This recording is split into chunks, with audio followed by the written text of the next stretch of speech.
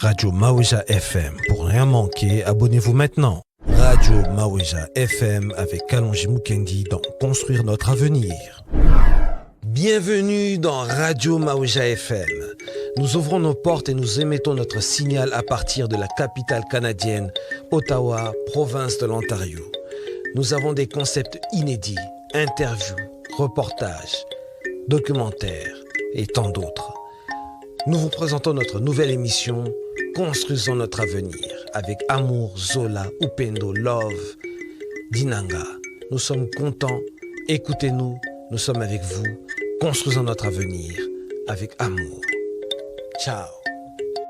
Radio Maouja FM. Pour rien manquer, abonnez-vous maintenant. Radio Maouja FM.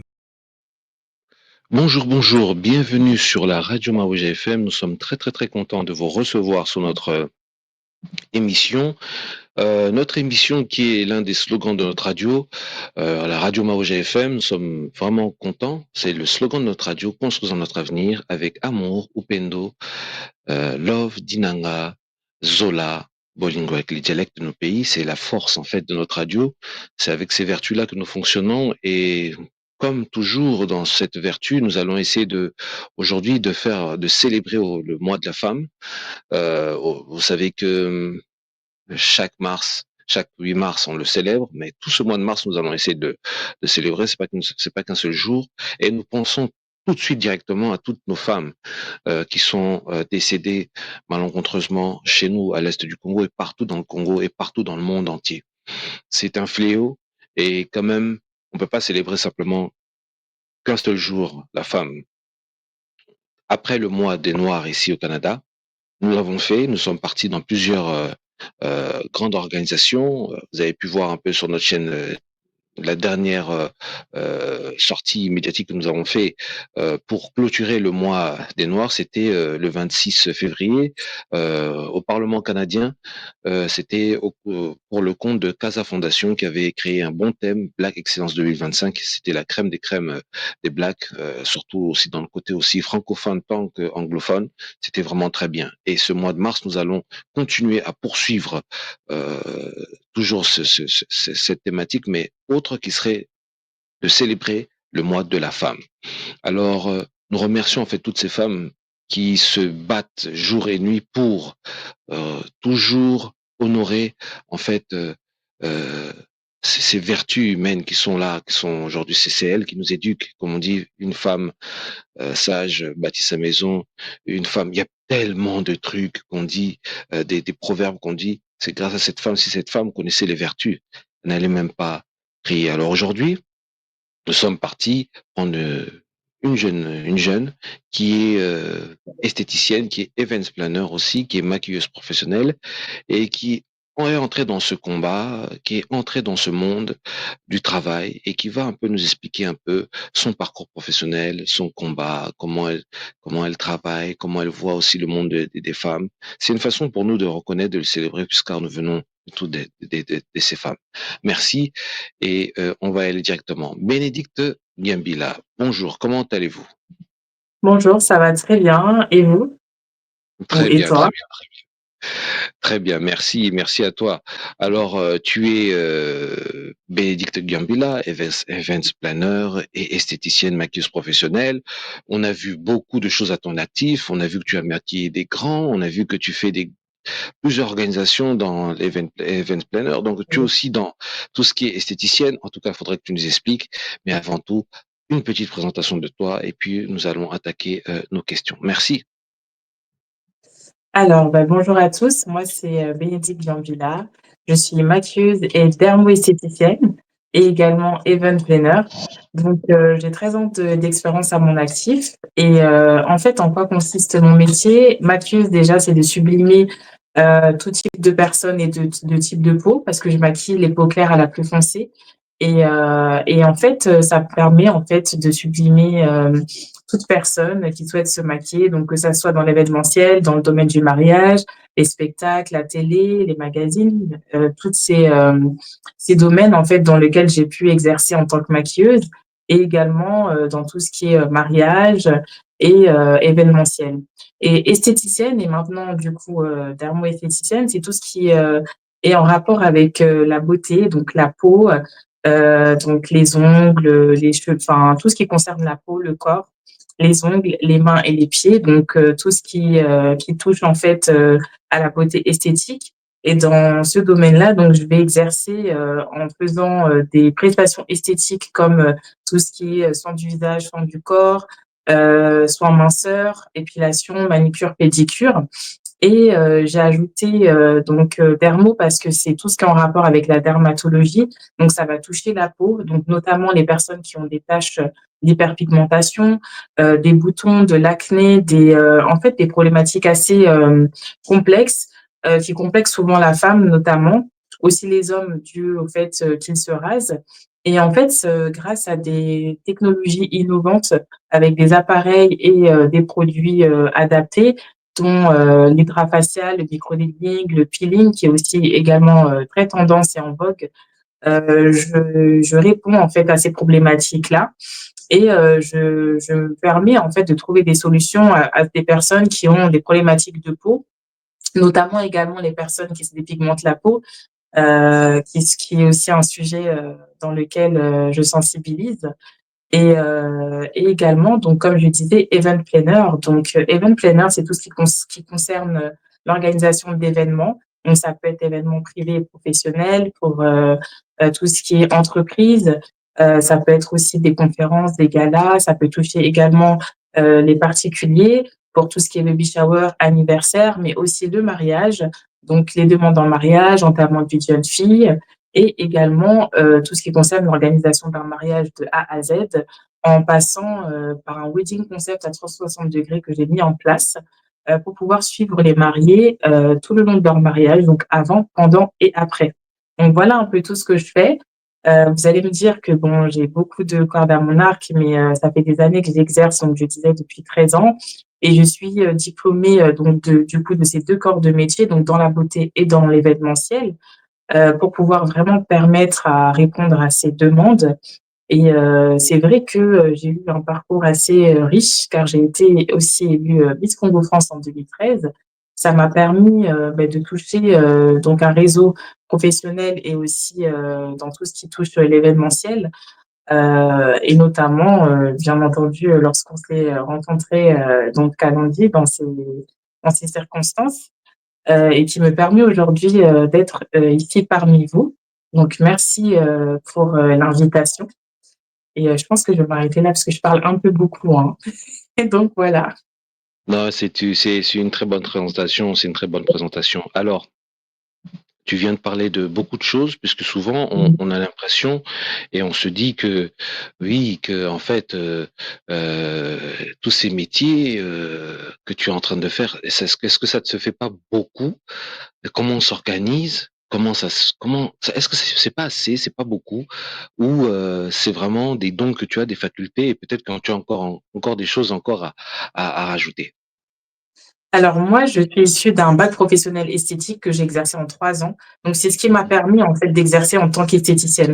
Dans l'esthétique, en fait, c'est vaste. On peut toucher aux ongles, à la peau, tout ce qui concerne le maquillage, tout ce qui concerne les soins du visage, du corps, l'épilation. En fait, ça regroupe le domaine de l'esthétique. Et dans l'esthétique, en fait, vous allez voir qu'il y a des personnes qui vont se spécialiser sur un seul corps de métier dans l'esthétique. Donc ça peut être, une personne qui va se spécialiser notamment que pour les ongles, une autre pour les soins minceurs, une autre pour l'épilation ou qui va en fait se mettre en tant qu'experte sur le marché de l'esthétique sur un domaine en particulier. Mais il faut savoir que l'esthétique, c'est vaste. Ça veut dire qu'on apprend toutes ces choses et après, c'est à nous de choisir si on veut exercer tout cet ensemble de prestations esthétiques ou si on veut se focaliser sur une seule prestation esthétique. Moi, dans mon cas à moi, je suis passionnée et j'aime mon métier, donc j'ai décidé de faire tout ce que propose l'esthétique et de pouvoir exceller dans chaque, prestation esthétique de manière à pouvoir vraiment répondre à ma cliente. Donc je peux suivre ma cliente de A à Z, notamment dans la beauté comme dans l'événementiel pour me permettre en fait moi, comme à la cliente d'avoir une réponse à ses besoins. Donc l'esthétique en fait pour répondre à la question, ça regroupe tout ceci et en fait on fait des études, pour pouvoir être esthéticienne et on fait des formations complémentaires. Donc moi j'ai fait des formations complémentaires pour pouvoir me perfectionner, pour être toujours à la page et faire en sorte de toujours être, à la pointe de la technologie et d'être vraiment, dans une, démarche, en fait, de répondre à la demande. Après, c'est vrai qu'il y a des choses, qui sont en vogue. Il y a beaucoup d'autodidactes aussi et de personnes qui veulent être dans le milieu de la beauté. Mais je dirais qu'aujourd'hui, chacun sa chance, mais il faut pas jouer non plus avec la peau des gens. On a quand même une responsabilité, quand on utilise et quand on fait des prestations sur des personnes. Donc il est très important, je pense, d'être diplômé et d'avoir vraiment une certaine expertise pour éviter les dégâts comme des brûlures ou autres qu'on peut faire sur la peau, notamment. Et pour revenir un peu à mes études, j'ai fait énormément de formations, j'ai travaillé avec beaucoup de marques, comme les groupes LVMH, le groupe L'Oréal, Puig, donc des marques qui sont basées, du coup, dans différents secteurs comme la parfumerie, dans les Galeries Lafayette, le Bon Marché ou les Sephora, enfin toutes les parfumeries, existantes, dans lesquelles j'ai pu travailler avec de grandes marques, renommées qui m'ont permis aussi, d'être formée sur, des technologies et encore des produits, vendus en parfumerie, notamment aussi sur les parfums. J'ai fait également de la parapharmacie et donc en fait, ces différents domaines, on rentre pas par hasard comme ça. On a un bagage, donc j'ai eu un bac professionnel esthétique. J'ai également, eu un diplôme dans tout ce qui est thalasso et spa-thérapie et tout ce qui est onglerie et maquillage. Donc ça a été des formations complémentaires à mon bac pro esthétique et après je me suis formée davantage, dans les différents secteurs pour pouvoir me perfectionner et avoir le plus de bagages possible pour être complète aujourd'hui. Et c'est ce qui fait que je peux répondre à n'importe quelle demande en passant, par différents secteurs parce que la beauté, ça regroupe tout ceci et je suis polyvalente. Donc ma polyvalence fait que j'excelle dans tous les domaines de la beauté et pour moi, c'est très important. J'aurais pu choisir un secteur, peut-être juste le maquillage ou les ongles, mais ça ne m'intéressait pas parce que je voulais répondre à une plus, large demande et faire en sorte d'exceller dans tous ces domaines-là. En tout cas dans la beauté et dans tout ce qui est événementiel, j'ai aussi, donc exercé et fait un diplôme, en tant que wedding et event planner, dans une école reconnue, qui permet en fait d'acquérir de l'expérience en tant qu'organisatrice de mariage et d'événements. Et j'ai également exposé au salon du mariage, ce qui m'a permis également, en fait, d'asseoir en fait, mon offre et de proposer en fait, mon métier et faire en sorte du coup, de le faire dans la légalité et en répondant toujours à une certaine demande. Donc si ça répond un peu à la question. Oui, ça répond à la question, vraiment, ça répond vraiment à la question. Alors, pour vraiment voir un peu tout ce que Madame Gambil a fait, vous allez voir une petite, voilà, un petit extrait de ce qu'elle fait aussi auparavant.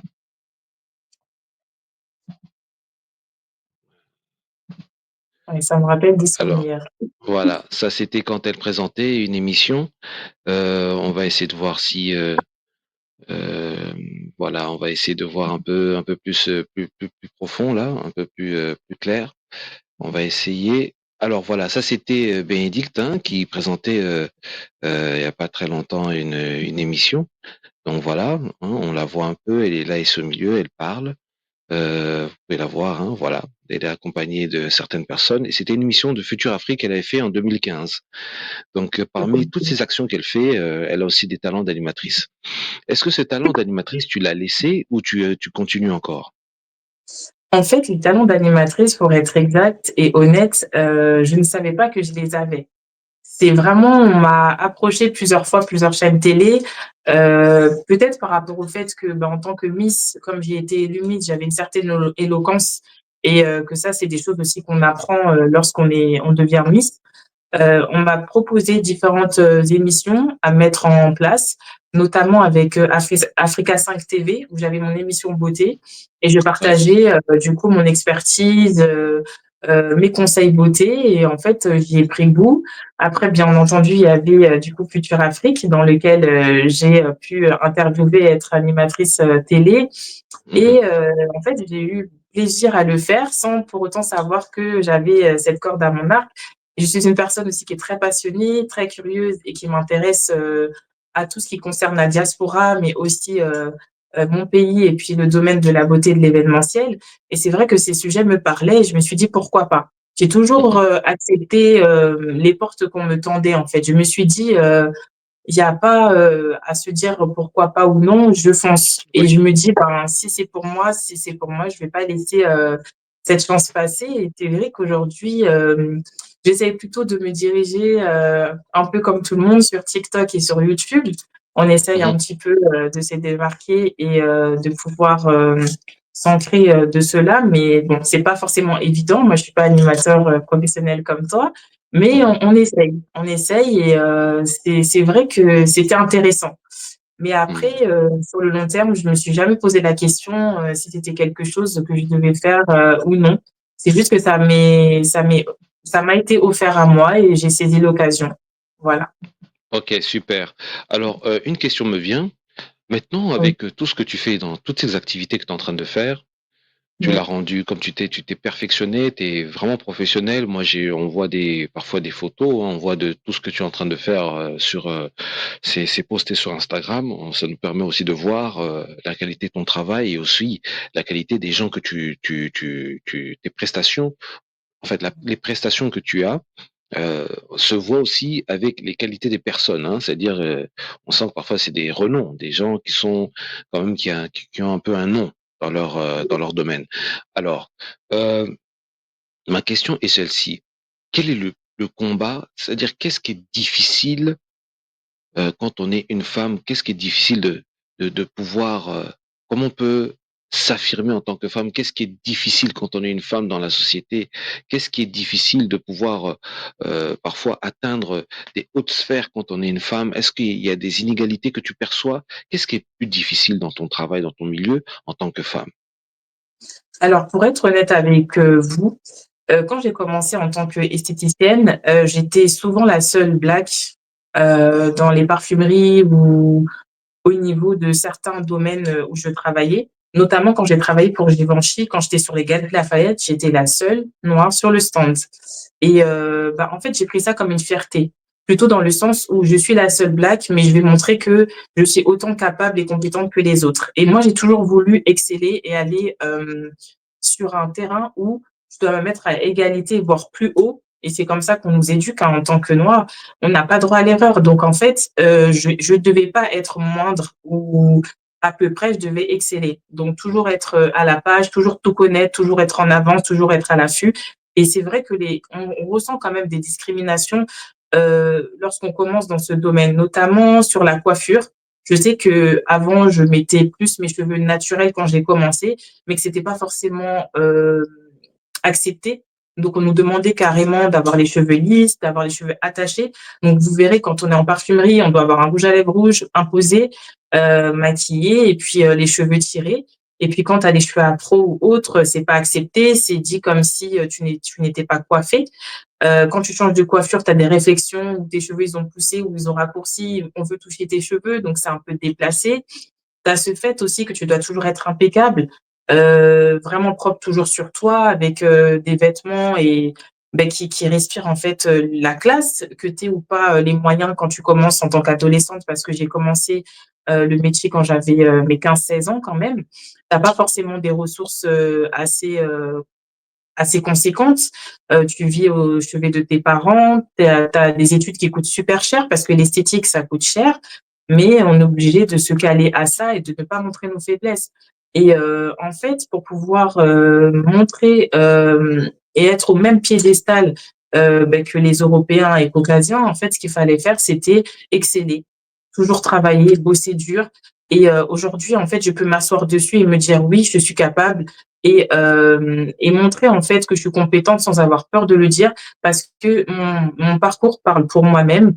Ce que j'ai fait comme formation et ce que j'ai exercé parle pour moi-même et souvent, je suis même des fois mieux rémunérée que les autres et on me dit même de le cacher parce que, c'est arrivé une fois qu'on me dise, «Bah, Bénédicte, vous savez, dû à votre, stature», on me l'a expliqué mais j'ai compris, hein, qu'en fait, je suis mieux payée que la responsable, mais comme j'ai un travail qui fait que je me qualifiais un peu en ayant en fait des compétences assez développées et plus que la responsable, donc elle me disait que, il fallait pas que je dise, mon salaire pour pas que ça soit mal interprété parce que je ne suis pas censée le mériter par rapport à ma stature, vous voyez. Et donc c'est vrai qu'il y avait ces petites choses là.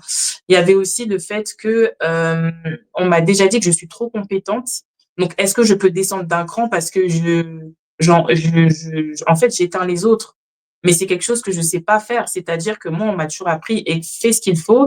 Je peux pas faire du moins bien ou à peu près bien en fait. C'est soit je fais les choses à 200% ou soit je les fais pas ou je fais comprendre que voilà.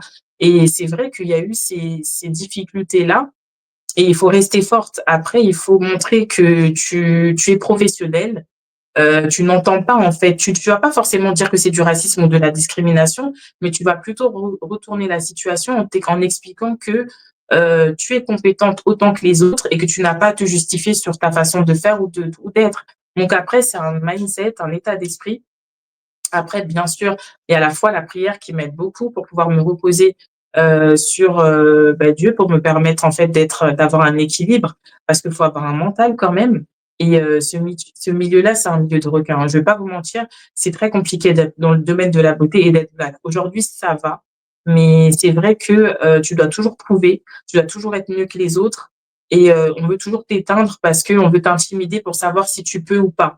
Et quand tu es avec les caucasiens, pour pas dire blanc ou modélé, en fait, tu dois t'adapter. Tu dois limite parler comme eux, tu dois être un peu hypocrite malheureusement. Tu dois un peu en fait t'accaparer un peu leur milieu.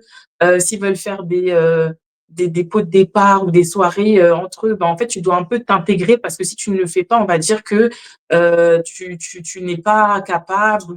On peut même te virer parce que tu n'acceptes pas de manger avec les collègues ou enfin en fait de t'intégrer. Et c'est vrai que c'est pas évident dans ce domaine-là parce qu'en fait tu peux pas être vraiment toi. Mais avec le temps, j'ai appris à jouer de ça. C'est-à-dire que je dis ce que je pense et je n'ai jamais peur de le dire. Il y en a, ils sont obligés de, on va dire, faire les lèches-culs au niveau des responsables pour pouvoir avoir une place. Mais moi, on m'a pas éduqué comme ça et je peux pas le faire. Moi, je préfère être moi-même, m'imposer, mais parce que je sais qui je suis et je connais ma valeur. Maintenant, si toi, t'as pas le cran ou tu as le cran de me virer ou de me dire que ça ne va pas, je sais que dans ta conscience, tu te sentiras pas à l'aise parce qu'au fond de toi, tu sais que j'aurais rien fait. Et c'est déjà arrivé qu'on me dise, en fait, qu'on essaie de me créer des soucis parce que je suis trop compétente ou que j'écrase les autres, mais sans forcément le vouloir. Et je pense que si tu sais pas qui tu es, tu vas te faire bouffer par les autres. Mais peu importe le domaine, hein, c'est de manière générale.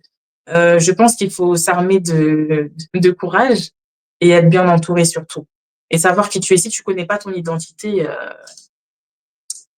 voilà quoi. D'accord, super, super. Là, on voit en fait tous tes exploits, la façon dont tu maquilles les personnes. Il y a beaucoup de choses. Ça, c'est ta page Instagram, d'accord? Oui. Je Après, mon crois site, il est un bien. peu plus complet, mais c'est vrai que oui, parce que j'ai maquillé énormément d'artistes, comme je disais, et autres. Après, sur Exactement. Instagram, on essaye d'être un peu à la Voilà, base, voilà. de faire les Voilà choses toutes ces bien. personnes-là. Il y en a plein, hein, il y en a beaucoup. Bon, en tout cas, on est en train de voir que il y a beaucoup de choses à ton actif et c'est une très bonne chose de faire tout ce que tu es en train de faire. Alors, c'est très étonnant puisque tu nous as dit que aussi tu étais Miss, oui, oui, tu étais Miss, absolument. Et comment, c'est incroyable ça quand même de ton côté d'être Miss comme ça. En 2013, tu as été nommée Miss. Alors, parle-nous un peu de ça et puis on va rentrer vraiment dans le vif du sujet encore. Alors, Miss Congo, comment ça s'est fait? Il faut savoir que là, je suis armée de confiance, mais au début, j'en avais pas forcément. J'étais dans mon coin, très réservée. J'avais pas confiance en moi. J'étais toute mince, toute menue et très grande de taille. Et encore une fois, j'étais souvent la seule black hein, dans les cours, hein. C'était incroyable, mais c'était souvent ça. Et ça avait déjà commencé depuis la primaire.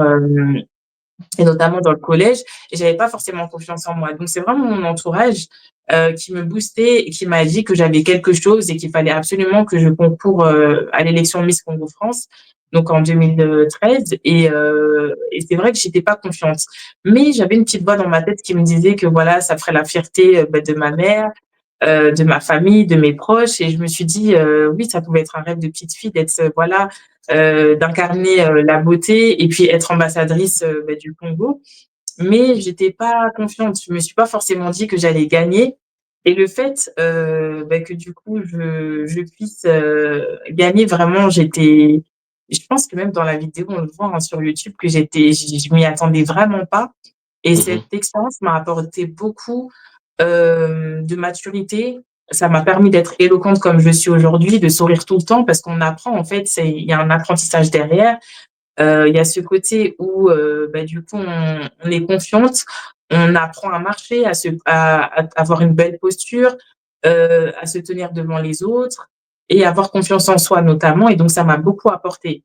Et donc de ça, mon projet, c'était de sensibiliser sur la dépigmentation de la peau.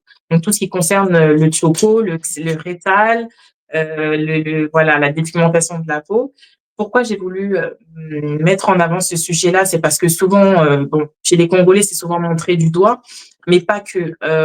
Dans mon parcours d'esthéticienne, j'ai eu recours à 2 clientes pour lesquelles je me suis occupée. Il y en avait une qui est devenue aveugle à force d'utiliser les crèmes éclaircissantes, et une autre qui carrément avait sa jambe qui pourrissait et elle a dû se faire amputer la jambe, en fait. Donc ça veut dire que les crèmes éclaircissantes étaient tellement puissantes que ça s'est rentré dans l'organisme de ces 2 femmes et en fait, ça a tué leur organisme, en fait. Et moi, ça m'avait tellement choquée que je me suis dit qu'en fait, il faut que j'en parle. Et vu que j'avais les preuves et que j'avais vécu de manière à suivre ces clientes et de voir que petit à petit, leur peau s'est détériorée et qu'elles avaient déjà commencé à faire ça depuis des années, je me suis dit qu'il fallait que je sensibilise là-dessus et que j'en parle parce que la peau noire, c'est d'une beauté que je comprends pas pourquoi les femmes s'éclaircissent la peau et j'avais besoin d'en parler. Donc ensuite, ce que j'ai fait, c'est que j'en ai parlé lors de mon discours. J'ai continué jusqu'à présent de sensibiliser avec l'association Esprit d'Ébène, qui est parrainée d'ailleurs par Vincent Cassel et le groupe L'Oréal.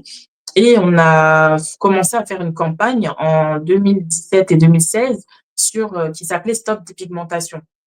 Et pour le coup, jusqu'à présent, je continue d'en parler, de sensibiliser. Et vraiment, c'est prôner la beauté noire et de mettre en place et en avant la beauté naturelle que l'on a, nous, en tant que femmes africaines, de toute la diaspora. Et vraiment, c'était le message que je voulais faire passer. Et vraiment, être élue Miss, mais aussi élue deuxième dauphine lors de mon élection au Congo, ça m'a vraiment Mhm. permis en fait de faire passer ce message. Après, c'est vrai que tu as la pression quand même. Tu as des personnes qui en fait se voient en toi, qui sont admiratives et qui te suivent dans ton parcours. Donc c'est vrai que ça faisait bizarre en fait d'avoir des fans ou des personnes qui te suivent. J'ai vu des personnes qui me suivaient à tous mes événements. Bon, au début ça fait peur, puis après tu t'y habitues et tu as cette charge en fait de conseiller les autres et de leur donner Mhm. en fait un peu d'espoir et de leur dire accroche-toi, tu vas y arriver, à des femmes en fait qui n'avaient pas confiance en elles, à Mhm. d'autres aussi qui s'éclaircissaient la peau, qui ne savaient pas par où commencer et quoi faire, et à d'autres qui voulaient aussi être comme moi et qui souhaitaient avoir des conseils voilà, pour être une belle femme ou avoir un parcours scolaire. Et ça venait de partout, hein, du monde entier, du Congo. Et vraiment, ça a été un plaisir d'être élue Miss. Et après, c'est à vie, hein, c'est une émission et un titre qui me suit partout et jusqu'à présent, on me sollicite toujours pour faire certains événements pour la diaspora et pour mon pays, le Congo. Et, heu et vraiment, ça a été un tremplin, une révélation aussi, pour moi-même. Super, Donc voilà. super. Super, en tout cas, c'est très bien. Nous allons essayer de mettre une petite page de pub et nous allons revenir très très rapidement pour la deuxième partie. Je poserai des questions un peu plus précises hein, D'accord. sur la manière dont les maquilleuses professionnelles ou les esthéticiennes arrivent à décoder, à décerner quand même certains problèmes via les problèmes de peau. Parfois, certains problèmes de peau peuvent créer quelque chose, peut traduire quelque chose, par exemple comme l'anxiété, les soucis, tout ça, elles arrivent à décrypter et sentent des vibrations, elles sentent des choses. Ça, c'est des choses un peu plus mystiques, on va savoir, on va dire dans ce sens-là. On va poser un peu des questions. Peut-être qu'elles ont eu des OK. expériences dans ce sens-là. Ça serait vraiment intéressant de savoir ça. La suite dans un instant. Merci à vous. Tout à l'heure.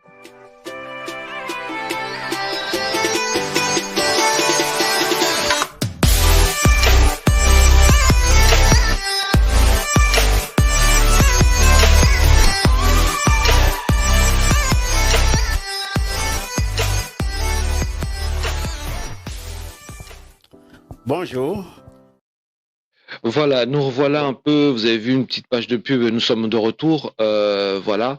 Alors là maintenant, je voulais te poser une question sur la précision de certaines choses.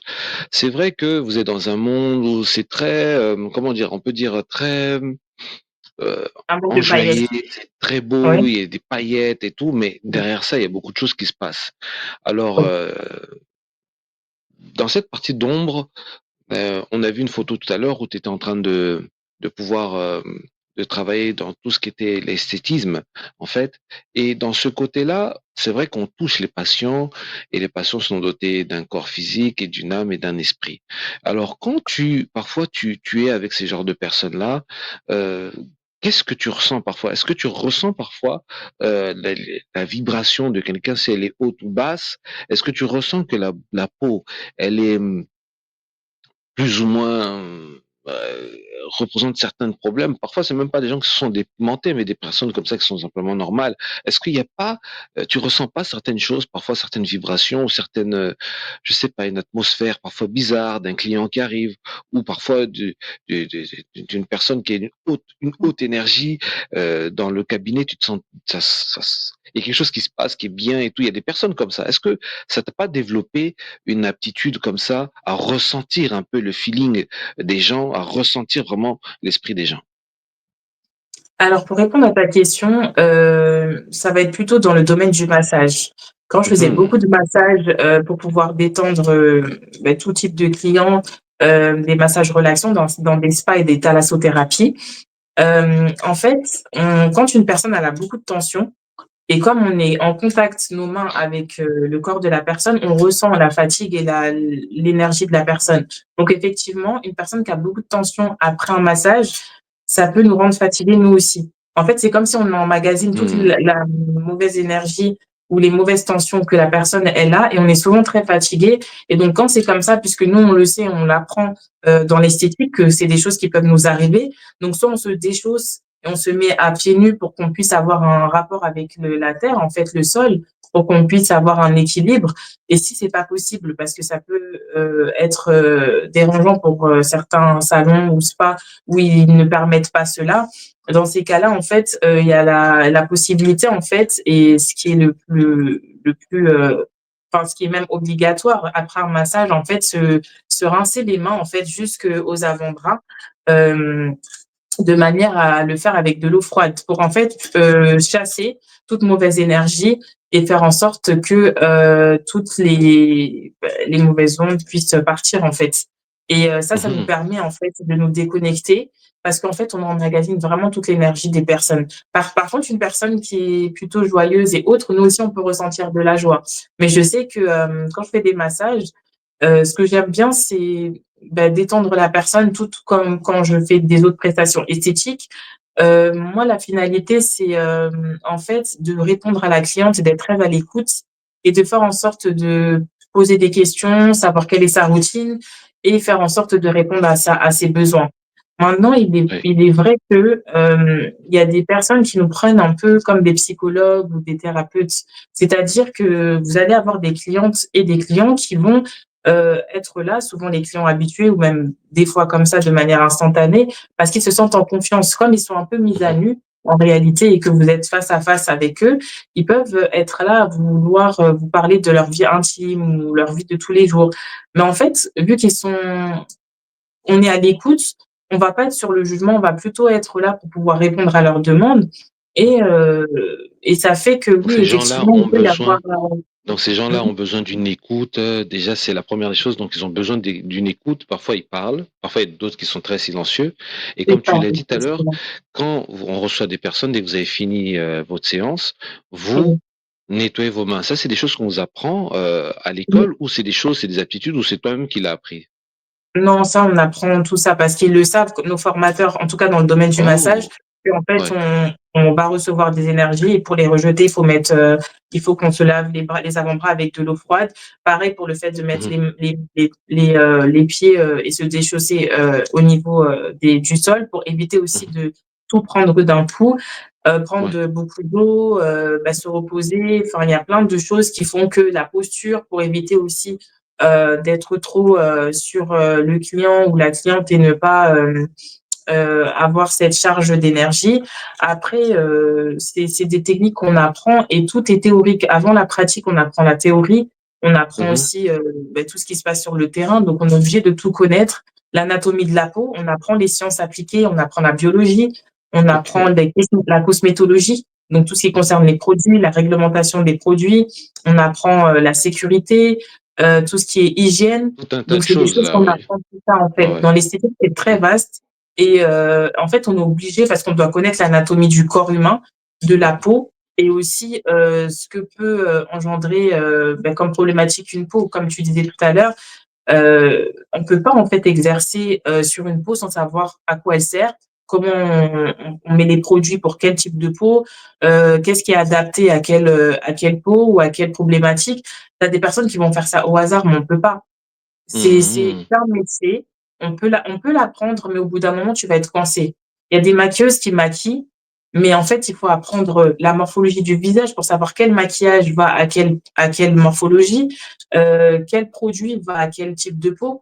On peut pas juste s'arrêter à juste maquiller. En fait, derrière, il y a des choses à savoir et à connaître et c'est pour ça que d'ailleurs, il y avait une réglementation qui devait, imposer aux maquilleuses d'ailleurs d'être aussi esthéticiennes ou bien de faire une formation au niveau de la peau. Parce que beaucoup, en fait, maquillent pour transformer, mais pas pour sublimer.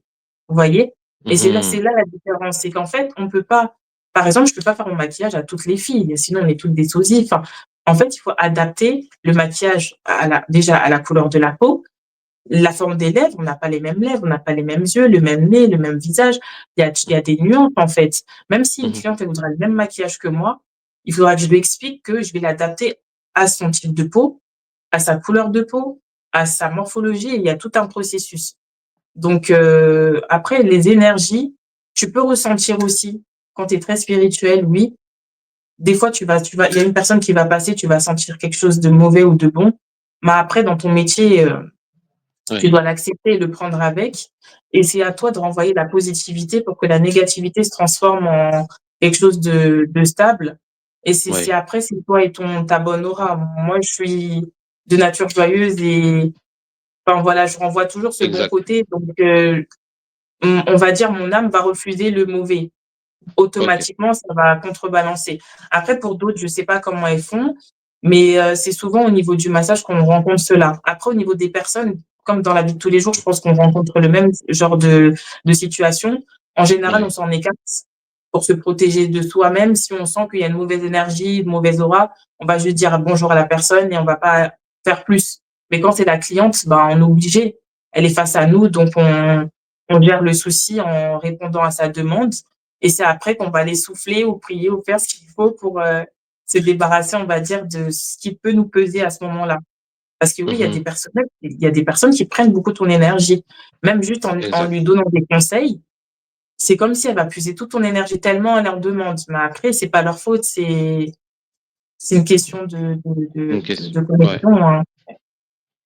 Ben oui, c'est vrai, c'est vraiment intéressant, c'est très intéressant. Donc voilà, vous avez pu voir un peu aussi que nous sommes connectés directement à la radio Maogia FM. Il faut vous connecter directement pour écouter en audio. Oui, c'est ce que tu dis, que c'est vraiment important puisque il y a d'autres personnes, tu vois. Je pense que ce qui est important, c'est recevoir une bonne formation et ça Oui, permet au moins d'être renseigné sur certaines choses, puisque parfois il y a des gens qui sont autodidactes oui, qui parfois qui peuvent réussir, hein, en étant autodidacte, mais c'est souvent des oui, gens qui se sont formés par quelqu'un ou qui ont reçu quelque chose. Mais aller comme ça, c'est pas aussi simple et c'est bien d'être formé. Alors, le oui. combat d'une femme, ton plus grand combat dans la vie en tant que femme, c'est ça. Qu'est-ce que ça a été ton plus grand combat? Ton plus grand combat dans la vie en tant que femme? Mon plus grand combat, je pense que c'est s'imposer en tant que femme et souvent d'être peut-être plus au-dessus qu'un homme que des personnes se sentent déstabilisées et qui veulent t'en faire baver parce que tu es une femme.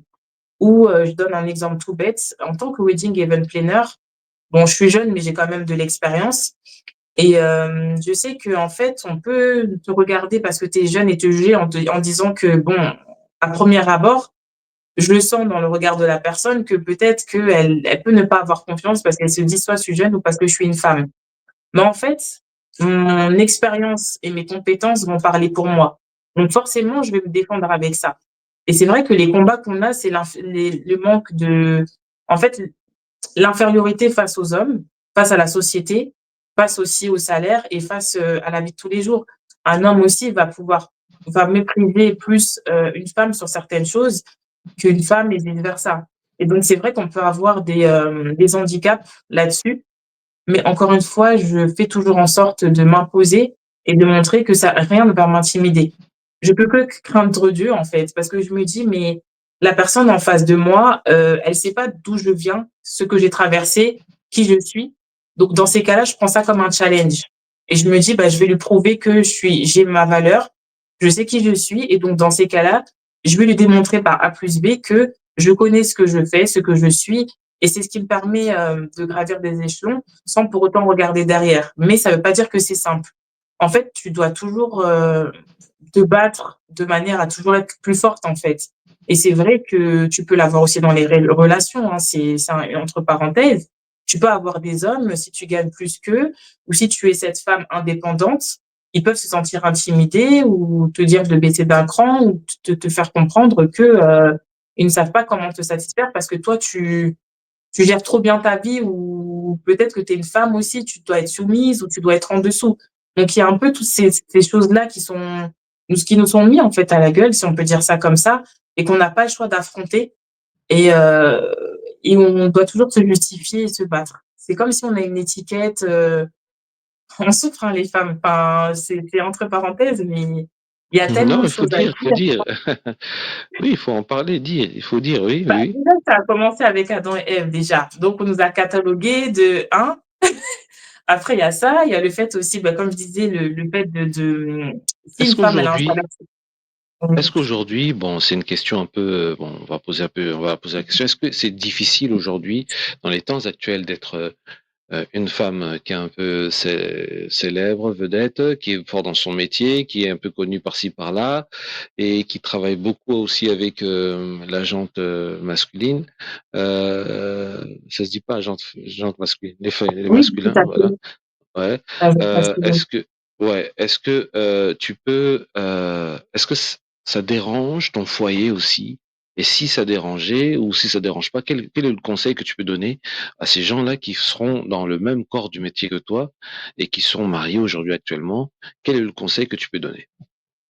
alors moi, pour mon propre conseil et ce qui m'est arrivé, c'est que j'ai eu des relations où on m'a clairement dit que, je faisais peur parce que j'étais trop, en fait, je me suis fiée à moi-même. Parce que je suis une femme indépendante, ma mère m'a éduquée comme ça, de manière à, bah, compter que sur toi-même, que tu as un homme ou pas dans ta vie ou que tu es quelqu'un qui t'aide. Pour éviter, en fait, si demain il y a un problème ou que tu aies besoin, que tu n'aies pas à dépendre de quelqu'un. Parce que tu es née seule.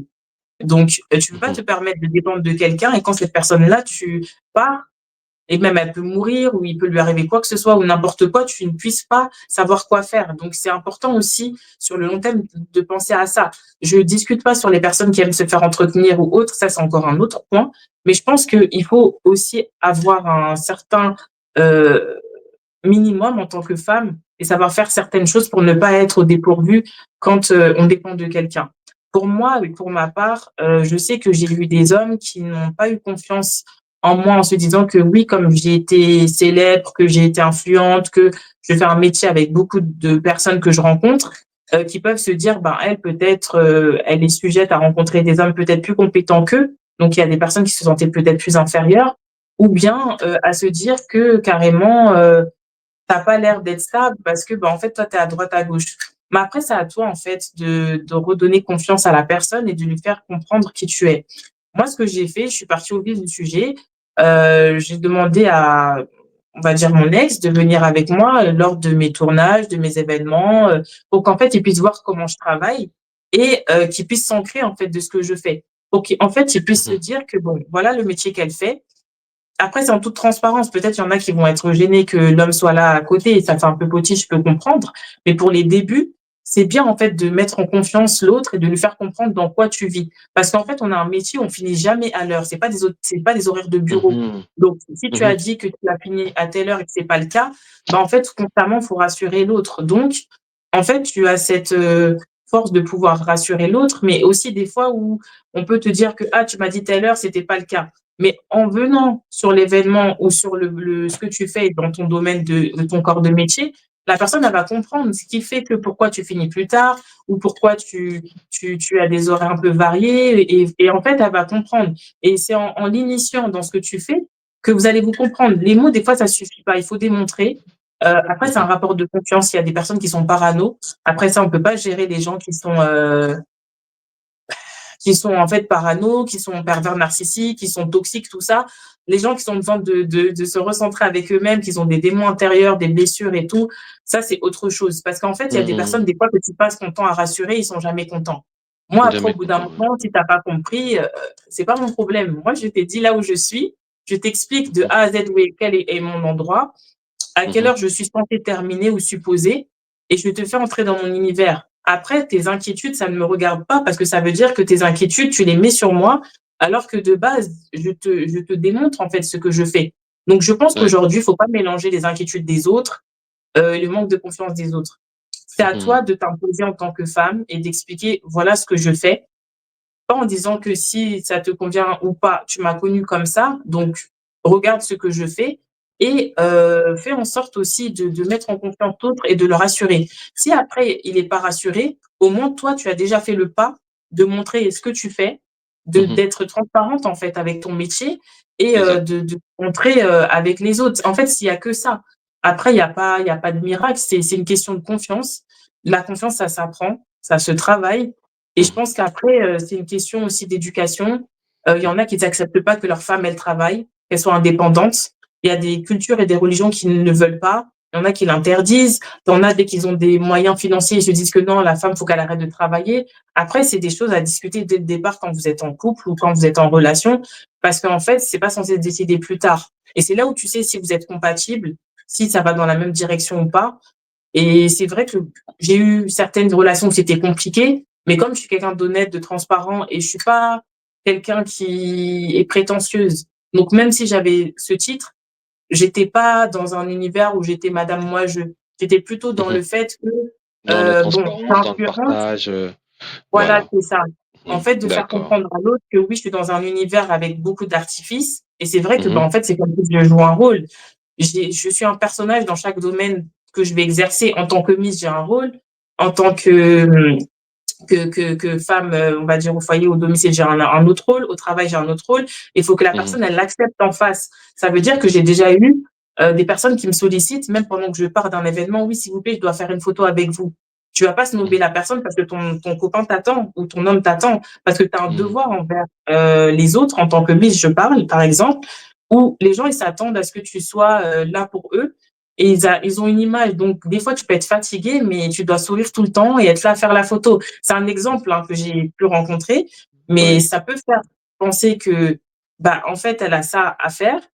L'autre personne qui t'attend va penser que, bah, en fait, tu fais exprès ou autre, mais non, en fait, tu as un devoir Mmh. à donner, tu as des responsabilités, et il faut que l'autre personne, elle le comprenne.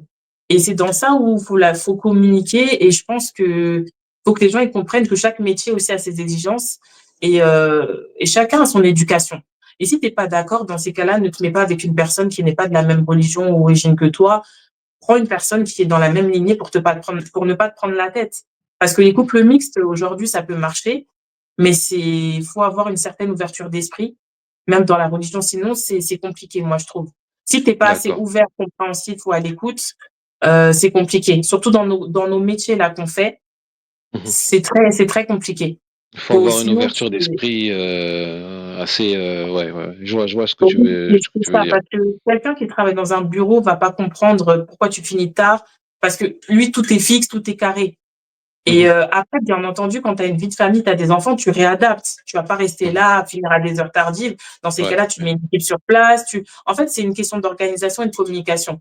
Mais je pense c'est vrai. qu'aujourd'hui, c'est une communication, rassurer l'autre et faire entrer l'autre dans ton univers. Ce que beaucoup de personnes ne font pas, la transparence. Tu veux pas Mmh. dire à ton homme, oui, il me saoule, il m'appelle. Mais peut-être qu'il s'inquiète. Donc, c'est à toi, en fait, de le rassurer, de lui dire, écoute, chérie, voilà, je suis à tel endroit, à telle heure. Au pire, rejoins-moi, viens me chercher. Exactement, Je ne sais pas. ouais. Mais On aujourd'hui, sait tout le pas monde à est quelle sauvage. heure, on sait pas à quelle heure on sait à quelle heure on commence, mais on sait pas à quelle heure on termine.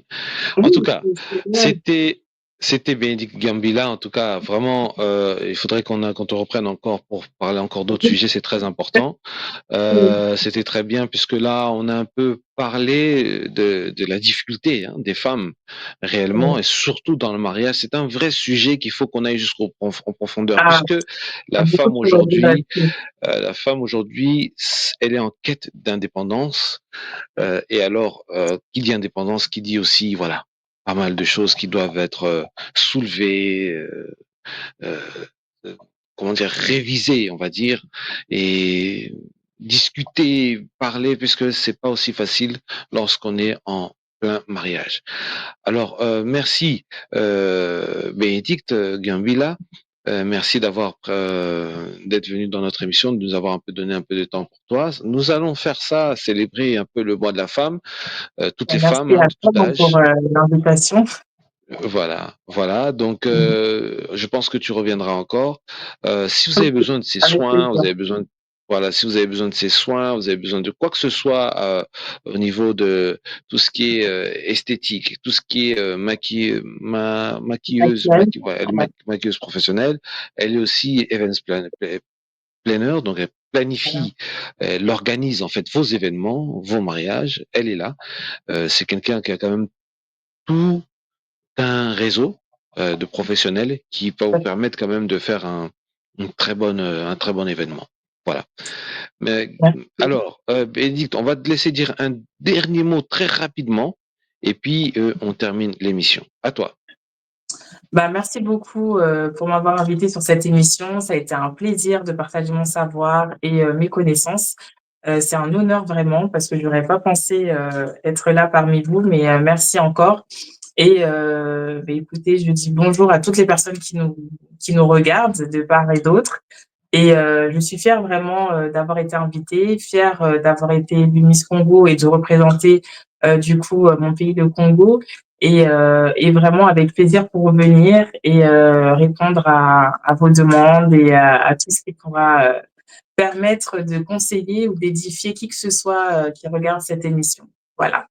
Merci beaucoup. Merci, c'était Bénédicte Gambila et on se dit à la prochaine. Bye bye. Radio Maouja FM. Pour rien manquer, abonnez-vous maintenant. Radio Maouja FM avec Kalonji Mukendi dans Construire notre avenir. Bienvenue dans Radio Maouja FM. Nous ouvrons nos portes et nous émettons notre signal à partir de la capitale canadienne, Ottawa, province de l'Ontario. Nous avons des concepts inédits, interviews, reportages, documentaires et tant d'autres. Nous vous présentons notre nouvelle émission